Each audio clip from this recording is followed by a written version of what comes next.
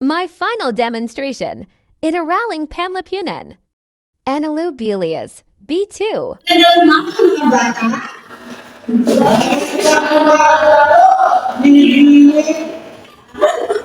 Binibini mo na, Oliver. Magaling gumagawa. Kamusta kayo mga bata? Okay, pakipulot ng mga basura sa inyong sahig at iayos ang tapos na ba mga bata? Okay, manatiling na kayo para sa ating panalangin. Oliver, pamunuhan mo ang ating panalangin. Father, Son, and Holy Spirit, in the Spirit of Jesus, and us the giving us the nature of the Father, Maraming salamat, Oliver. Ngayon, masiupo na kayong lahat. Meron bang lumiban sa araw na to? Sino? Bakit sila umabsent? Sabihin namin sila na, huwag umabsent ha. Sige. Bago tayo magpatuloy, meron tayong tutunin sa ating klase. Ito ay Kapibasa. Respeto. Bigay. Maginaho. Respeto. Respetuhin ang inyong mga kaklase at inyong guro. Pangalawa, behave. Huwag makipag-usap sa mga katabi at huwag magsitayo kung wala namang importante gagawin. Pangatlo, makinaho. Kung meron ipapagawa si teacher, dapat umilaw kayo. Kung tatawanin ko kayo, dapat tumayo kayo. Okay, maliwanag ba?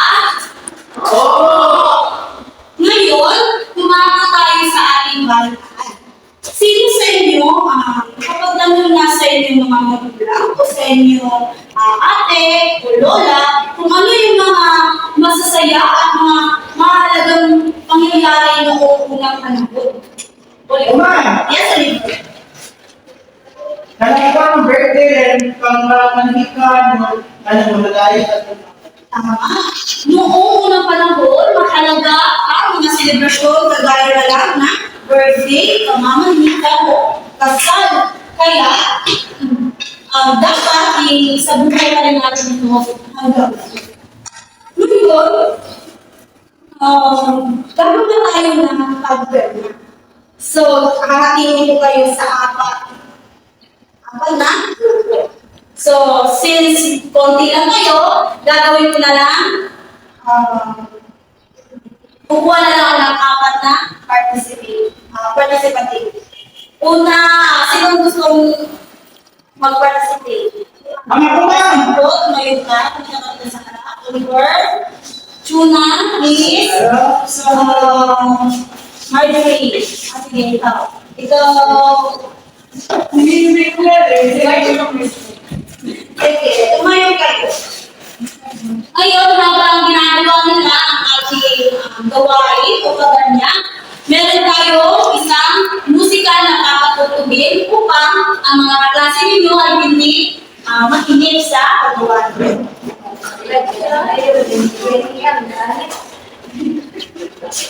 Bago ko patutugin, ang gagawin ninyo ay meron ako dito apat na mga larawan na i-assemble ninyo. So, pagkatapos ng pag-inig ninyo, pag makita na ninyo kung ano ang nasa larawan, itinig ninyo ito sa ating box or itong mga box na nandito. Kung saan siya na nandito. So, simulan na natin. Oliver, sa'yo mo. Sige, simulan na natin.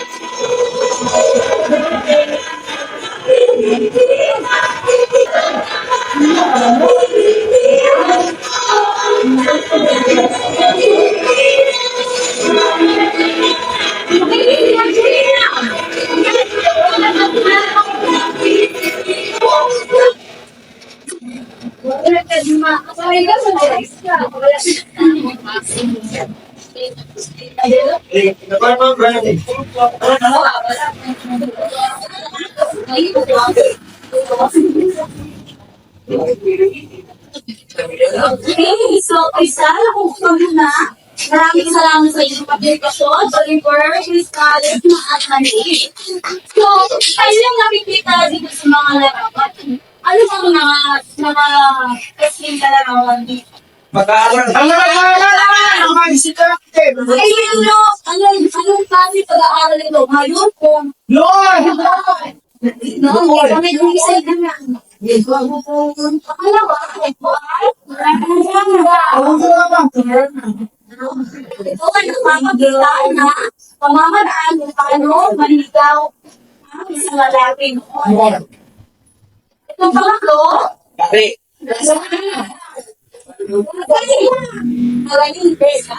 ito ay magpapakita ng larawan ng isang kasal. Na kung saan, noong unang panahon, ay importante ang kasal. Ngayon, nagpapali,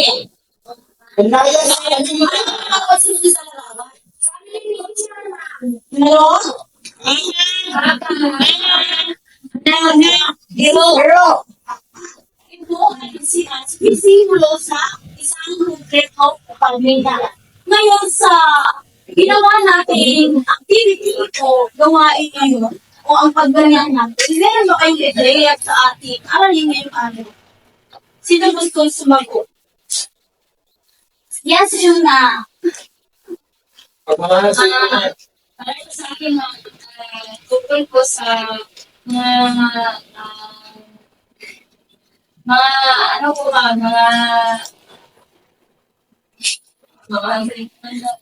ginagawa po sa nung panahon po. Okay, maraming salamat, Shona. Marahil ang kanyang sagot ay tama. So, ating tignan kung ano ang ating leksyon sa araw.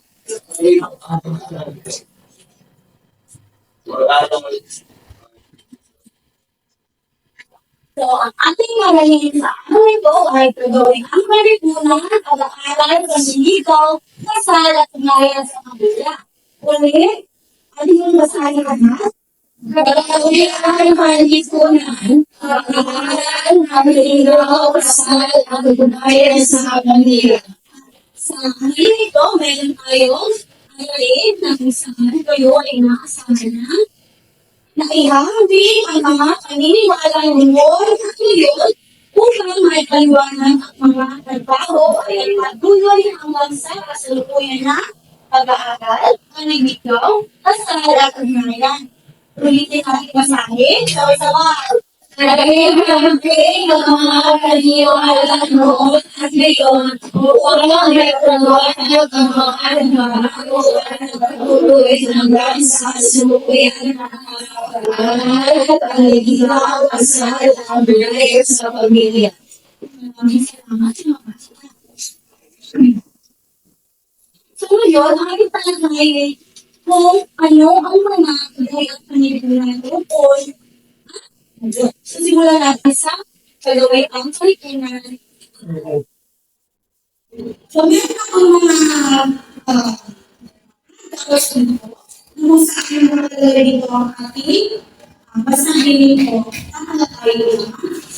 Definition sa pagkakaw, kontrado na kasa. So, pagkakasa.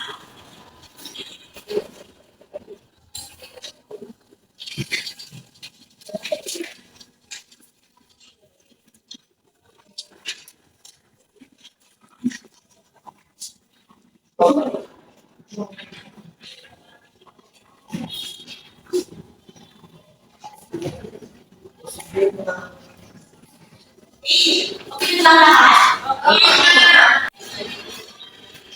So, sa iyong harapan, meron mga larawan na nakapasok dito. Ito ay mga larawan na gawin ang kalipunan noong unang panahon.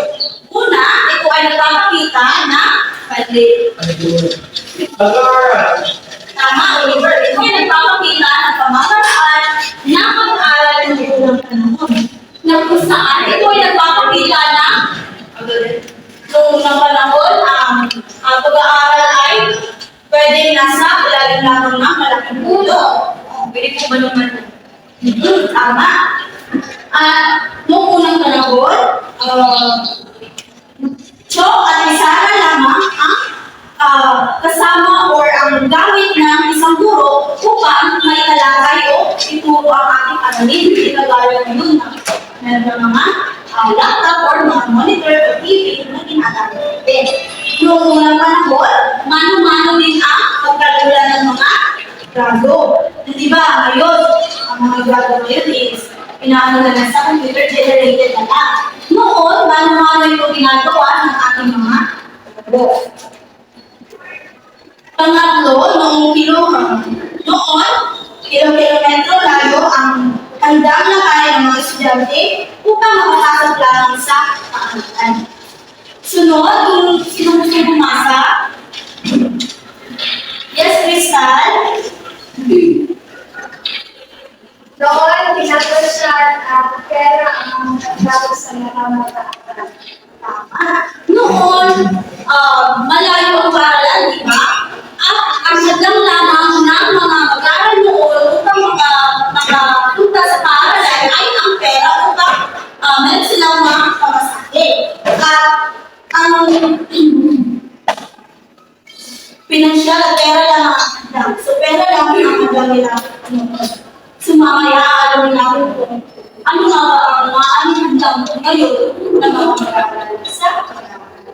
So, ang pag-uli, sino gusto bumasa? Yes, Bulanyo. Noon, hindi natin itatansin na tayo ay nakalanas sa strictong pamamaraan ng pagtuturo at pagdidisiplina ng mga guro. Tama. Noong unang panahon, nung kabataan ako, lamang, nung nasa elementary ako, ang pamamaraan na pagdidisiplina ng aming guro ay kung kunwari ako ay nag-iingay, pinapatawag ako ng aking guro sa harapan upang tumayo at yung ipapatong yung libro dito sa aking kamay. So, kung may kukumparan natin, di ba, mas merong karapatan na gumawa ng pagdidisiplina ang ating mga guru. So mamaya, alamin natin kung ano yung mga pamamaraan ngayon ng mga guru sa pagdidisiplina. So dumako naman tayo dito sa pangalawang larawan. Ano ang inyong napapansin? Paniligaw.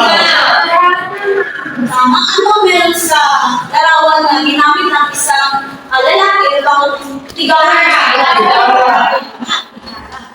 So, sa panahon ng mga unang panahon sa Pilipinas, ang panliligaw ay isang proseso na may karuliang tradisyon na sinusunod ang karaniwan. Una sa lahat, ang lalaki ay nagpapakita ng motibo, interes sa isang babae sa pamamagitan ng kilos, ng karateriya tulad ng pag-aalok ng bulaklak, ng regalo, ng kakasinan. So, pangalawang instansya, sino gusto para bumasa? Ipong huwag na makipagdaldalan dyan. Marjorie? Kapag may pagsisimula ng panliligaw, karaniwang umahandong ito sa pagsasagawa ng mga ritual tulad ng pagbisita sa tahanan ng babae at pakikipag-usap sa kanyang magulang o mga makatatanda sa pamilya. Mahalaga ang pagkakaroon ng pahintulot mula sa mga magulang na nakatatanda bago magsimula ang proseso ng panliligaw. So, noon, ang pamamaraan ay panliligaw at karaniwang humahandong ito sa pagsasagawa ng ritual tulad ng pagbisita. So, mamaya alamin natin kung ano ang kaibahan ng panliligaw noon. So, umahaw tayo sa pangatlo. So, noon, mahalaga ang kasal.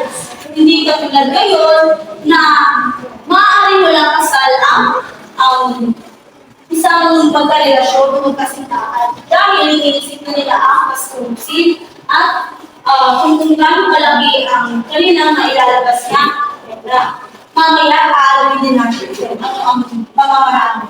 So, sa pagmuli, ito ay napapakita na ugnayan sa pamilya. So, ano ang maiisip ninyo or kung ano yung naaalala pa ninyo sa pamamaraan ninyo kung paano kayo makipag-ugnayan sa inyong pamilya? Yes, Crystal?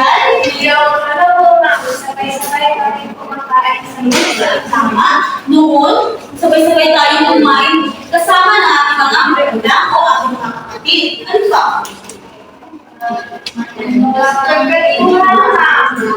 Noon, nagpupinturan tayo, meron tayong mahaba panahon para makipag-ugnayan sa ating pamilya. So ngayon, tumako tayo sa pamamaraang palipunan.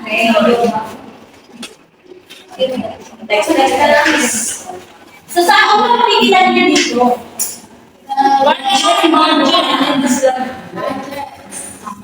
So kung ikukumpara ninyo ito ngayon, ano ang masasabi ninyo? Lahir o Diyos?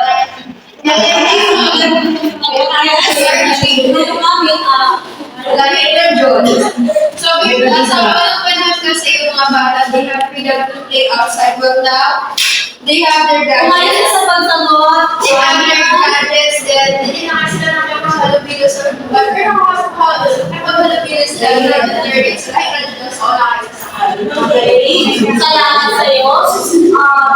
Noong unang panahon, nakikita natin na masipag mag-aral ang mga bata.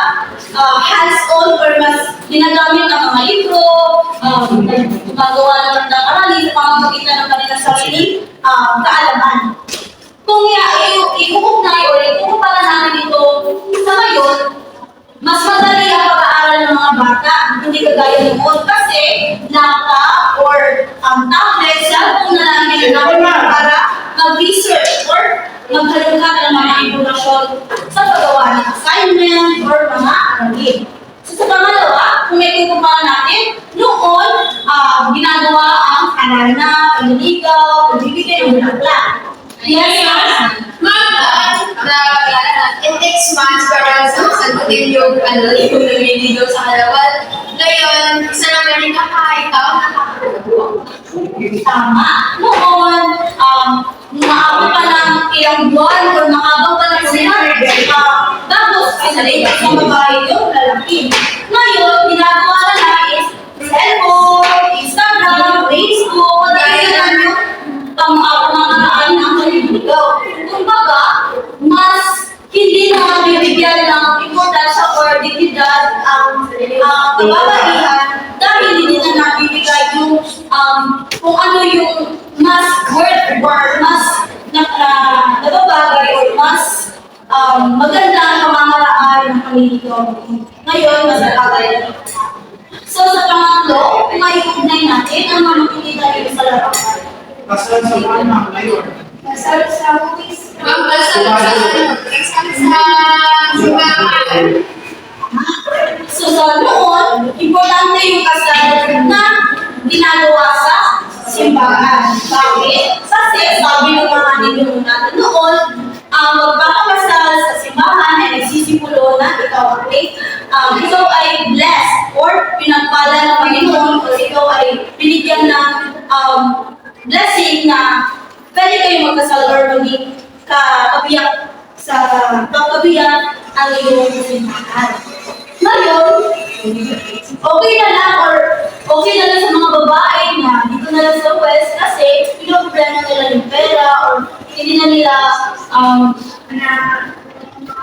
yes, Crystal, meron na Elena.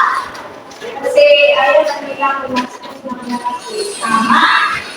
Isa sa dahilan is ayaw na nilang pumasok ng marami. Pero kung nalagyan ka, mas practical ngayon. Pero kung para sa akin, mas maganda pa rin yung sa kasal. Kasi ipinagpaloob ninyo sa kung may kapalang yung relasyon.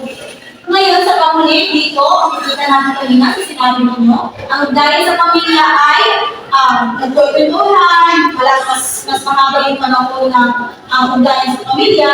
At ngayon, makikita ninyo na kahit kumakain, dala-dala pa rin yung cellphone. So, ano ang sa palagay ninyo ang epekto nito, ang epekto ng mga cellphone sa ating ugnayan sa ating pamilya?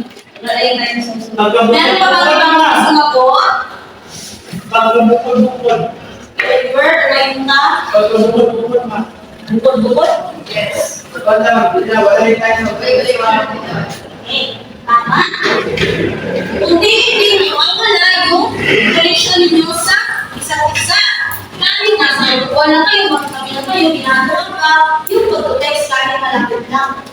Pwede naman sabihin na ate, pakikuha ng tubig, or ate, kain na tayo. Pero, ano ginagawa? Sa cellphone na lang, ginagawa, or sa cellphone na lang, ipinararating yung gusto sa sarili ng or ng yung sarili. Magbibigay sarili naman kung magaling. Natin ng isang malaking palakpak o 10 palakpak ang ating mga sarili sa ating ginawang mission ninyo.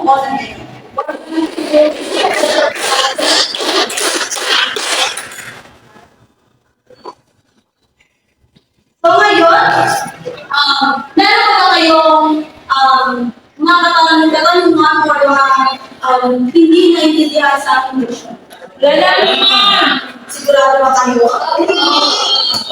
Kung gano'n, wala na kayong katanungan, yumako na tayo sa ating mga katanungan. Sa ating mga katanungan, hahatiin ko kayo sa 3. So, bumilang ka muna. Isa, dalawa, isa, dalawa, isa. Okay, so pagkat una dito, pangalawa, pangatlo. Una, huwag mag-ingay. Dali, pangalawa.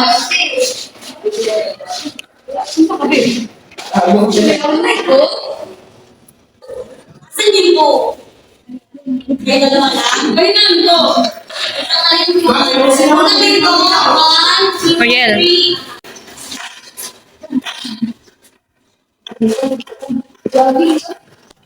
Okay na pang lahat? Okay. So, meron ako dito, illustration 1, 2, 1, and 2, 3.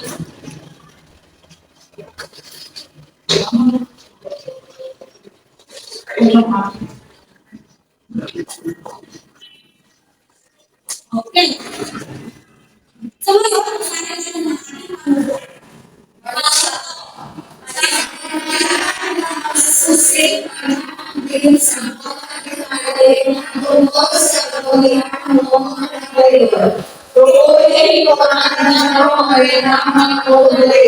Malinaw ba? Oo. Okay. Ang gagawin nyo lang ay isulat ang tama kung ang aking binasa ay tama. Mali kung ito ay hindi. Simulan na natin.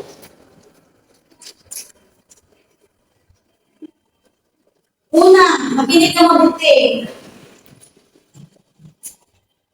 Sinasabi na ang edukasyon umano ay relasyon sa kinabukasan ng bawat individual at ng buong. Bilang mo na ako ng tatlo para walang tayaan. 1, 2, 3. Okay, ang inyong mga sagot ay tama lahat. So, ang lahat ay tumba. Ang sagot sa una natin tanong ay tama. So, ang lahat ng buo ay meron unang sa malawa. Ang natanggap na edukasyon ang magsasabi kung ano pa sa hinaharap at kung ano ang hinaharap at kung ano ang mayabag sa lipunan ng inyong kinabigyan. 1, 2,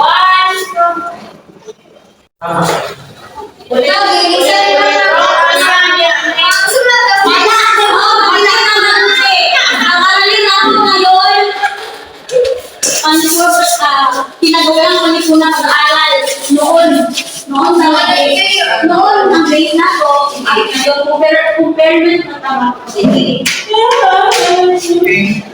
Ang natanggap na edukasyon ang magsasabi kung ano ka sa hinaharap, kung ano ka sa hinaharap, at kung ano ang mga iaambag mo sa lipunan ng iyong taas ang mga sagot.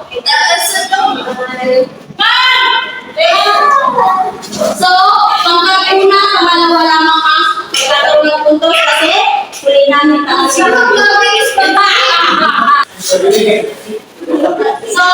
napaliwanag ko sa inyo kung bakit tama. Kasi, noon, di ba sa ating mga lola or mga ninuno natin, ang paniniwala nila ay ang pag-aaral, ang ating edukasyon, ang magsisilbing larawan kung ano tayo sa pinahanap natin. Diba? Ngayon, medyo practical na ang mga tao. Kumbaga, wala na sa isip natin yung edukasyon lamang ang makapagbigay sa atin ng magandang buhay sa hinaharap. Sa pangatlo, makinig na mabuti ha. Ngayon, mano-manong pagkalkula sa puntos ng mga mag-aaral na ginagawa ng guro. 1, 2, taas. Tanggal una, mali. So, ang inyong mga sagot ay mali, tama.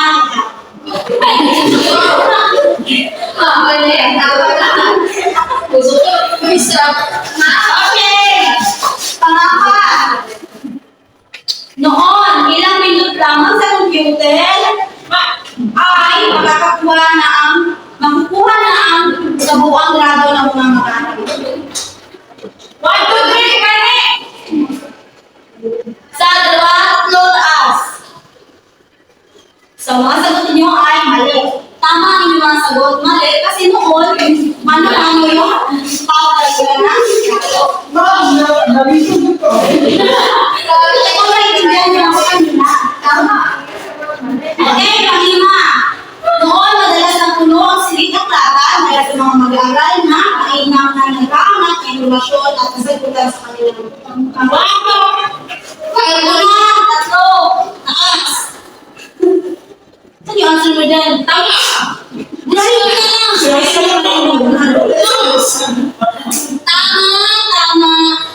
Tama! So, lahat ng mga sagot ay Ngayon,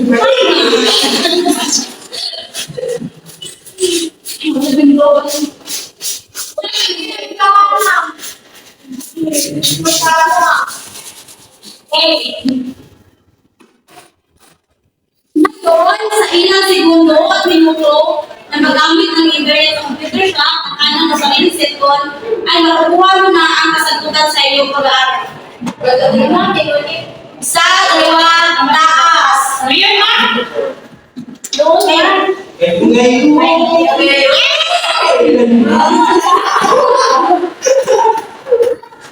Tama na, ma'am. Sa mga sagot ay tama at mawala yung sagot. May tama. So, ang ulit.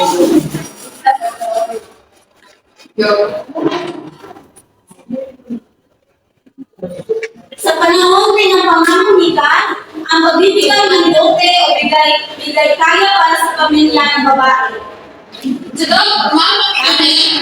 Sa panahon din ng pamamanikan, ang pagbibigay ng dote o bigay kaya para sa pamilya ay nagkakaroon. Dote or yung panahon sa Muslim.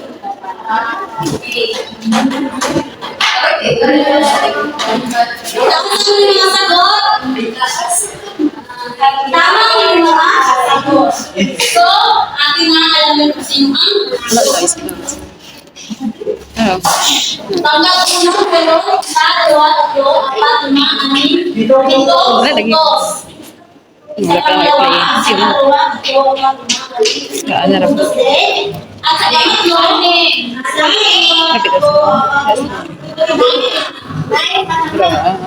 so, pag-iisan natin ang mga una at tangkat.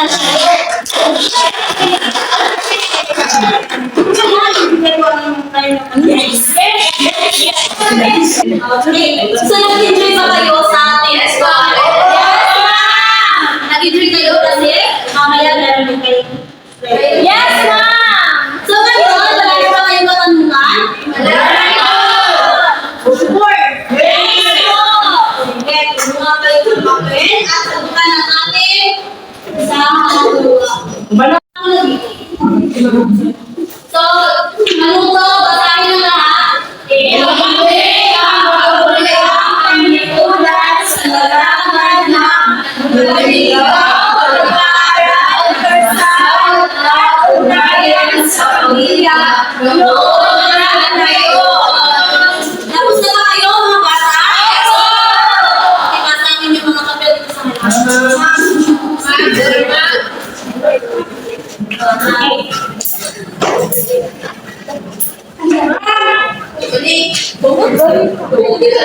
So ngayon, lumakaw naman tayo sa generalization.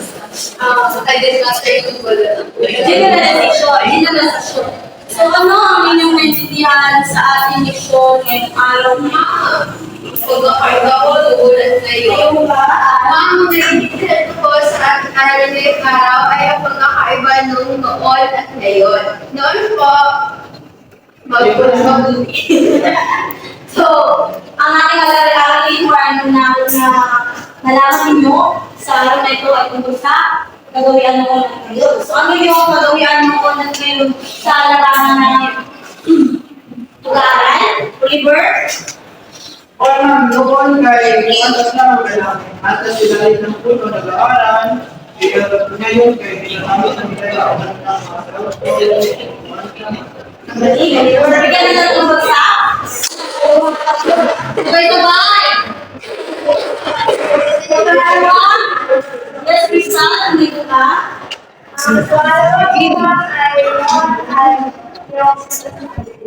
Yung panito nila ay dinadaan sa pagkantahan, pag-aaralan. Kaya yun, ginagamit ko yung makakita ng pagkantahan ko, pagkasin na ito ang naging pagkasinalan. So, next. So, Pablo? Yes. Equator. Sabi ma'am noon, mag-release ka ng walang sa simbahan. Ay, ngayon, pwede na sa mayor, sa hookers, ganun. Magaling. Noon, kasal sa simbahan, ngayon, pwede na sa press. So, bigyan na, magaling klase 4.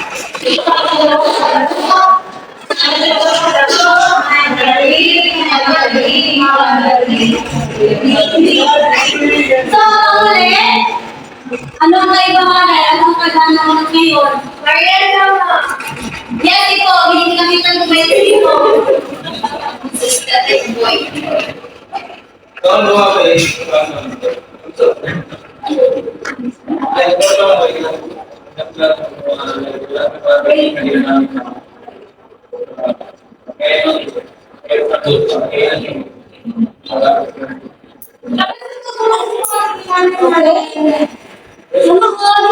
Noon, ang gaya ng pamilya ay nasa sila ng pusa, sila kwalitay. Ngayon, marami pa yung sa cellphone sa market. So, sa tingin ninyo, bakit mahalaga na malaman o tuklasin natin ang mga natuklas natin sa araw? Yes, sir, yes. Upang malaman natin ang mga pinagpapaliban ng mga kawian sa ngayon. So, mahalaga na alamin natin ang ating leksyon ngayon, no, ang kagawian ng at maniligaw, kasal na yun sa pamilya upang mabigyan natin ng importansya yung mga kawian yung mga naganak noon na dapat ipagpamuloy natin dahil ito ay sumisimulo na ating pagiging Pilipino, sa pagiging pagkakaroon natin ng kulturang Pilipinas. So, wala na bang iba pinamaguluhan sa inyong mga bagay? Nandiyan na ba? Yes, sir. Okay, kung wala na, sulat kami ng pagkakalalo sa inyong pag-ito at ipapasa mo dito sa isunod namin ito. Basahin! Nakakagaling ang inyong ama, ina, kung ano sila naligaw ang ligawan noong araw. Isulat ito sa kalahating papel, mga crosswise. Very good. So, nasulat na ba? Oo! Magaling! Maraming salamat sa inyo mga bata. Magsitayo ang lahat para sa ating pagkasabi. Una,